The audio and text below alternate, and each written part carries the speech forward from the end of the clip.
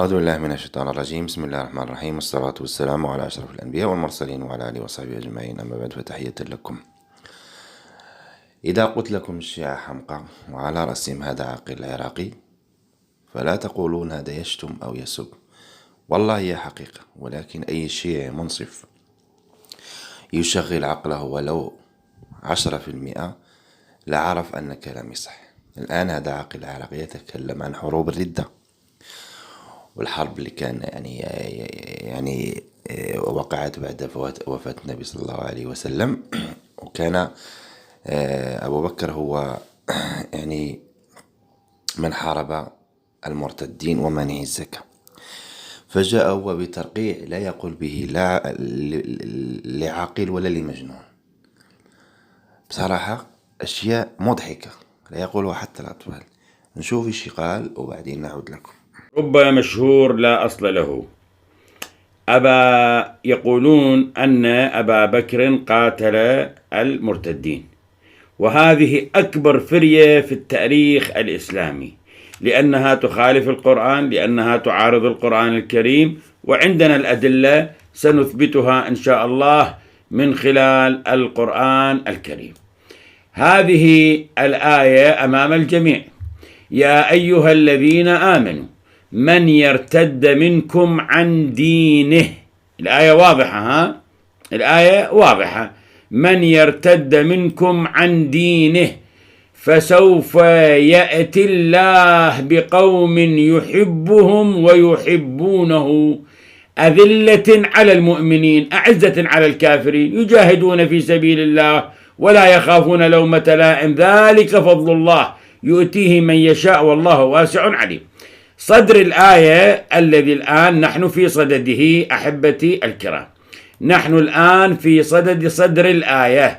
إذا لاحظتم الآية الكريمة نعيدها مرة أخرى، نظهرها مرة أخرى، نعم، حتى نستبين من عندها.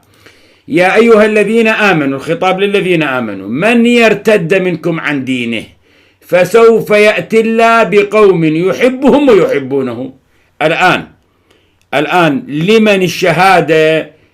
من هم هؤلاء الذين يحبهم الله والله يحبهم؟ من هؤلاء؟ هذه شهادة من القرآن الكريم. نأتي الآن أحبتي الكرام إلى ما جاء وما ورد في مثلا صحيح البخاري. نرى صحيح البخاري، نستنطقه، نقول له: يا صحيح البخاري أيها الجامع الصحيح. هذا أمامكم أحبتي، هذا الجزء الثاني، هاي المطبعة السلفية. نذهب إلى الحديث رقم 3009، باب رقم 143: فضل من أسلم على يديه رجل. هذا شنو؟ فضل من أسلم على ماذا؟ على يديه رجل. حدثنا فلان عن فلان عن فلان إلى أن يقول قال يعني ابن سعد قال النبي صلى الله عليه وآله وسلم يوم خيبر: لأعطين الراية غدا رجلا يفتح الله على يديه يحب الله ورسوله ويحبه الله ورسوله. أعيد: لأعطين الراية غدا رجلا يفتح الله على يديه يحب الله ورسوله ويحبه الله ورسوله. فبات الناس ليلتهم أيهم يعطى، فغدوا كلهم يرجوه. فقال: أين علي؟ فقيل: يشتكي عينيه. فبصق في عينيه ودعا له فبرأ كأن لم يكن به وجع، فأعطاه فقال: أقاتلهم حتى يكونوا مثلنا. فقال: انفذ على رسلك حتى تنزل بساحتهم، ثم ادعهم إلى الإسلام واخبرهم بما يجب عليهم. فوالله لأن يهدي الله بك رجلا خير لك من أن يكون لك حمر النعم. الآن السؤال الذي يطرح، هذا قرآن كريم، ولا تاريخ ولا قال فلان ولا قال، هذا القرآن كريم. الآن القرآن الكريم يقول: الذي يقاتل المرتدين شنو صفته؟ يحبون الله والله يحبهم. هكذا الآية نطلعها مرة أخرى، نظهر الآية مرة أخرى نبينها. لاحظ أحبتي الكرام، فسوف يأتي الله بقوم يحبهم ويحبونه. بالله عليكم، هل أنا الطم أكل تربة؟ أنا أنتحر؟ ماذا أفعل؟ بالله عليكم، هذا بني آدم؟ هذا بني آدم؟ بالله عليكم يا شيعة، هذا بني آدم؟ هذا إنسان عاقل؟ تستمعوا لهؤلاء الحوتلة؟ إيش دخل البطيخ بالعنب؟ إيش دخل التربة؟ لا حول ولا قوة إلا بالله. جاء بآية: يا أيها الذين آمنوا من يرتد منكم عن دينه فسوف يأتي الله بقوم يحبهم ويحبونه. رغم أنه شوف، لا بد من أن يأتي بالرواية ويقرأ 70,000 مرة وما يفهم. عقله مجمد، لأن عقل الشيعي باع عقله، باع عرضه، باع كل شيء. لم يبقى له إلا اللسان القدر فقط. أما العقل والعرض باعه للمعمم، لم يبقى له إلا اللسان القدر فقط. إيش دخل هذه؟ شوف الآية، والله لا حول ولا قوة إلا بالله. نفس الآية يعني يقرأ 1000 مرة وما يفهم. شوف الخطاب لمن؟ للصحابة وللمؤمنين بشكل عام. يا أيها الذين آمنوا، يعني يا أيها الصحابة، من يرتد منكم عن ديني، يعني من يرتد عن الإسلام، فسوف يأتي الله بقوم آخرين، يعني بصحابة آخرين ومؤمنين آخرين، يحبهم ويحبونه، يعني يحبهم الله ويحبونه. أنا بالله عليكم، إيش دخل هذه بالحرب؟ الردة لم تكن إلا في زمان النبي، عفوا بعد وفاة النبي، وهو استشهد بحديث خيبر في زمن النبي. وادعوهم للإسلام، يعني دعوا اليهود، دعوا النصارى، دعوا كذا إلى الإسلام. هادو أصلا لم يكونوا مسلمين. لا حول ولا قوة إلا بالله. لما قال له روح لخيبر سيفتح الله على يديك وادعوهم للإسلام، يعني ادعوا الذين سكنوا في خيبر. من هم الذين كانوا في خيبر؟ هم يعني أهل الردة. أهل الردة لم يكونوا إلا بعد وفاة النبي. إيش هالمصائب، وإيش هالغباء، وإيش هالحماقة، وإيش هالجنون. والآية لا علاقة لها لا بالحرب الردة. يعني الله يتكلم عن الصحابة، قال لهم إذا ارتد، يعني من يرتد منكم عن الدين فلا سنأتي بآخرين يحبونه ويحب، يعني يحبون الله والله يحبهم. يأتي بهم. ما قال سيأتي بواحد يقاتل المرتدين. إيش هالعقل هذا؟ إيش هالحماقات هذه؟ إيش هالغباء؟ يعني هو يستشهد بحديث خيبر أن الله قال رجل يحب الله ويحبه، يعني عن علي بن أبي طالب يحب الله والله يحبه. فقال هذه، إيش دخل هذه بالمرتدين؟ هذه كانت في زمن النبي، وخيبر كانت في زمن النبي، وعلي بن أبي طالب راح وفتح الله على يديه، لم يفتح هو. وقال له هؤلاء أولا دعوهم للإسلام، ربما يدخلون الإسلام، ثم إذا أبوا فقاتلهم. أما المرتدين إيش دخلوا الإسلام؟ هم خرجوا من الدين أصلا. والآية لا علاقة لها بحرب الردة، يعني تتكلم عن قوم إذا أنتم يعني منكم، عفوا، يعني ارتدتم عن الإسلام أو من يرتد عن الإسلام، فالله قادر أن يأتي بقوم آخر أفضل منكم ويحبهم الله ويحبونه. لم يقل سيأتي بقوم يقاتلون حرب الردة. لا والله تجنن مع هؤلاء الحمقى الأغبياء، والله تجنن مع هالحوتلة. يعتقد أنه مسكين، يريد أن يكذب حديثة وقعت لحرب الردة. هنا كتاب المحجة لتمرة المهجة أو تمرة المهجة لابن طاووس في الصفحة 69 الفصل 92. وش يقول؟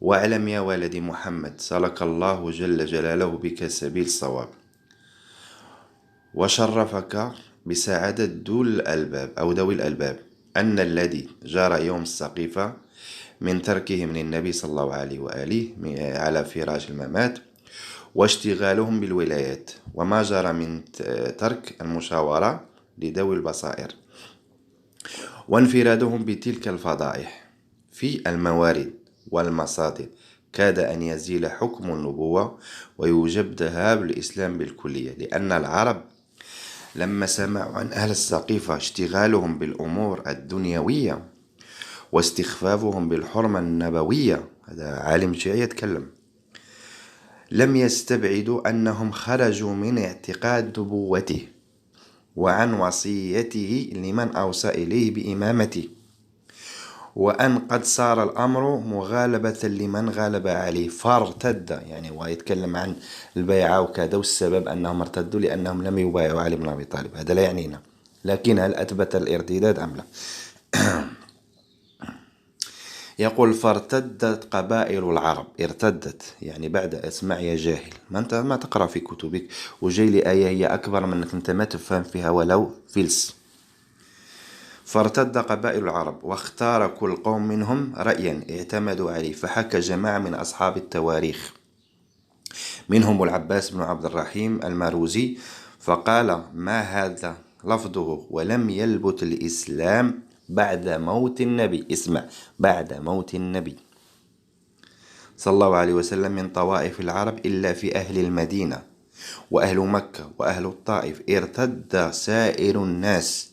ثم شرح الماروزي كيفية ارتداد الخلائق بعد النبي صلى الله عليه وسلم فقال ارتدت بنو تميم وغيرهم واجتمعوا على مالك بن نويرة. أنتم الذين تقولون أن مالك بن نويرة لم يرتد، وليش قتله خالد بن الوليد وكان مسلم؟ لا، هذا عالمك يثبت أنهم ارتدوا واجتمعوا على مالك بن نويرة. بالله عليك لو كان مالك بن نويرة ليس بمرتد فكيف يجتمع إليه ويكون قائد المرتدين؟ لأنه هو منع الزكاة، وهذا قصة طويلة. واجتمعوا على مالك بن نويرة اليربوغي وارتدت ربيعة كلها، وكانت لهم 3 عساكر، عسكر باليمامة مع مسيلمة الكذاب، ومسيلمة الكذاب قتله أيضا يعني الوحشي في خلافة أبي بكر بقيادة خالد بن الوليد، وعسكر مع مغرور الشيباني وفيه بنو شيبان وعامة بكر بن وائل، وعسكر مع الحطم أو الحطم العبدي أو العبدي هكذا. قال المروزي وارتد أهل اليمن وارتد الأشعث بن قيس في كندة، وارتد أهل مأرب مع الأسود، وارتدت بنو عامر إلا علقمة بن علافة أو علافة. فكان هذا الارتداد يا ولد محمد من جملة موانع أبيك أمير المؤمنين. يعني هو يتكلم القصة والسبب السقيفة، ولكن لا يعنينا، لكنهم هو أثبت الارتداد، وهذا الارتداد شارك فيه علي بن أبي طالب. لأن إذا جئت للغرض الثقافي هذا طويل، فلما بايعوا قال بايعته وحاربت مع أبي بكر، فكلام أنا أريد أختصر. يعني علي بن أبي طالب يثبت البيعة ويثبت أنه شارك مع الذين ارتدوا عن الإسلام. الآن هذه علماءك يقولون أنت جاي بآية لا علاقة لها بالارتداد، وجاي بحديث خيبر اللي لا علاقة له بالارتداد، وهذا يتكلم عن لا حول ولا قوة إلا بالله الغباء هذا. مفيد في الإفصاح صفحة 41، وفي طبعات أخرى تختلف. وقد رأيت ما صنع شركاؤهم في الصحبة والهجرة والسبق للإسلام حين رجع الأمر إلى أمير المؤمنين باختيار الجمهور منهم والاجتماع، فنكت بيعته طلحة والزبير، وقد كان بايع على الطاع والإطار، وطلحة نظير أبي بكر والزبير أجل منهما على كل حال. وفارقه سعد بن أبي وقاص وهو أقدم إسلاما من أبي بكر وأشرف منه في النسب وأكرم منه في الحسب وأحسن أثارا من الثلاثة في الجهاد، وتبعه على فراقه وخذلانه محمد بن مسلمة ومن رؤساء الأنصار، واقتفى أثرهم في ذلك، وزاد عليهم بإظهار سبه والبراء منه حسان. فلو كانت الصحبة مانعة من الضلال لمنعت من ذكرناه ومعاوية بن أبي سفيان وأبا موسى الأشعري، وله من الصحبة والسبق ما لا يجهل أو لا يجهل، وقد علمتم عداوتهم لأمير المؤمنين وإظهارهم البراء منه والقنوت عليه، وهو ابن عم رسول الله صلى الله عليه وآله، وأميره على أبي بكر وعمر وعثمان. ولو كانت الصحبة أيضا مانعة من الخطأ في الدين والآثام لكانت مانعة لمالك بن نويرة، وهو صاحب رسول الله صلى الله عليه وآله، على الصدقات ومن تبعه من وجوه المسلمين من الردة عن الإسلام. يعني باختصار واش قال؟ هو أصلا طعن في الصحابة وأنهم كانوا يسبون علي ويقنطون كذا وهما أفضل من هو أولا جاء بأنه في الأول كان يعني يسب بدون يعني بغير بطريقة مباشرة في الصحابة، هم كذا فعلوا. ولكن إيش قال لو كانت الصحبة مانعة، يعني هم نحن لما نقول لكم أصحاب رسول الله تقولون وإن كانوا أصحاب رسول الله لأن فيهم كذا كذا كذا، يعني يقول الصحبة لا تمنع الصحابي من كذا كذا، يعني الصحبة لا تمنع الصحابي من الخطأ ومن كذا وكذا، من أن ماذا فعلوا الصحابة وما فعلوا. ثم جاء لو كانت أصلا الصحبة مانعة لمنعت مالك بن نويرة لأنه كان صاحب النبي من الارتداد عن الإسلام. هو يثبت الآن أن مالك بن نويرة مرتد، وأن المرتدين كما أثبتنا كانت في خلافة أبي بكر بعد وفاة النبي. يعني علماء الشيعة يثبتون الردة ويثبتون أن مالك بن نويرة مرتد، وليش قتله خالد بن الوليد هو مانع للزكاة. فالآن يجيك عاقل العراقي هذا المغبون يبدأ يهتر لك هون بآية لا يعرف معناها. وحتى تحداكم شوفوا في تفاسير الشيعة، شوفوا كل تفاسير الشيعة إذا قالوا بقول عقيل العراقي أنا تشيع لأنني قرأت التفاسير وما أريد أطيل. أتحداكم أي تفسير قال بكلام. كاين بعض التفاسير للشيعة مروا عليها مر الكرام ولم يذكروا إلا جزء قصير منها، فيجيك هذا بآية يتكلم عن من يرتد، عن من حارب المرتدين. بالله عليكم إيش الحمقات، لا حول ولا قوة إلا بالله.